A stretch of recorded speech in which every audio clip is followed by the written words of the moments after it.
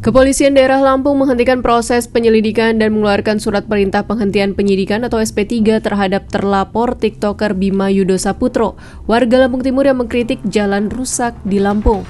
Penghentian itu dilakukan setelah dilakukan pemeriksaan alat bukti oleh pihak penyidik terhadap laporan Ginda Ansori ke polisi terkait dugaan ujaran kebencian dalam informasi dan transaksi elektronik atau UU ITE oleh Bima. Kasus ini pun langsung menyita perhatian publik. Hal ini disampaikan oleh Polda Lampung seusai Subdit Cyber melakukan penyelidikan dengan memeriksa 6 orang saksi. Saksi tersebut terdiri dari 3 saksi dari unsur masyarakat, termasuk saksi pelapor, 1 saksi ahli bahasa, dan 2 saksi ahli pidana. Selain memeriksa 6 saksi, pihak kepolisian juga telah melakukan gelar perkara untuk menentukan kasus tersebut dapat ditingkatkan ke tahap penyidikan. Atas alat bukti yang telah didapatkan, baik dari keterangan klarifikasi maupun dari hasil gelar perkara, penyidik Polda Lampung menyimpulkan bahwa kritik yang disampaikan Bima melalui akun TikTok-nya itu bukan tindak pidana sehingga perkara dihentikan.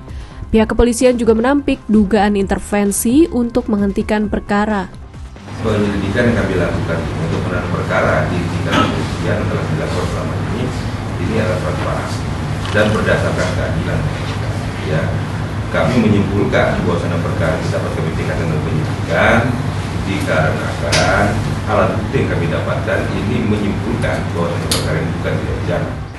Sementara itu, Menko Polhukam Mahfud MD menyebut 3 opsi untuk menyelesaikan kasus pengkritik infrastruktur Lampung Bima Yudo, yaitu diproses hukum, restoratif justice, hingga penghentian penyelidikan jika tak cukup bukti. Namun Mahfud tegas meminta keluarga Bima tak boleh diintimidasi. Untuk orang tuanya Bima, itu saya menghimbau kepada siapapun untuk tidak mengintimidasi, karena ini tidak ada hubungannya dengan Bima.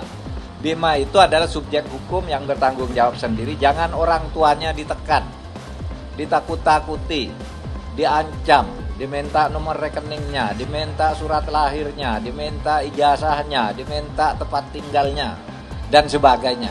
Itu tidak boleh. Itu pelanggaran terhadap hak-hak pribadi. Ini kasus Bima ini supaya dipisah. Ini urusan Bima sendiri yang nanti proses hukumnya 3 alternatif tadi. Dihukum, dimaafkan, atau memang tidak terbukti bebas. Terkait intimidasi, kemarin Gubernur Lampung Arinal Junaidi membantah telah mengintimidasi keluarga Bima Yudo Saputro. Pernyataan ini disampaikan Arinal saat ditanyai terkait dugaan intimidasi yang dilakukannya kepada keluarga Bima pada Senin 17 April 2023. Arinal bahkan meminta bukti jika memang intimidasi tersebut benar terjadi. Keluarga Bima menyebut diintimidasi sejumlah pihak. Salah satunya terkait laporan polisi atas kritik yang dilakukan Bima di media sosial.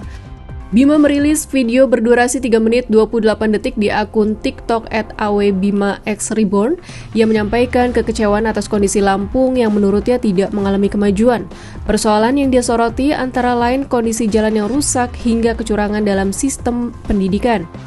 Atas konten tersebut, akun TikTok @awbimaxreborn milik Bima diadukan ke Polda Lampung oleh seorang advokat bernama Ginda Ansori pada Senin 10 April 2023.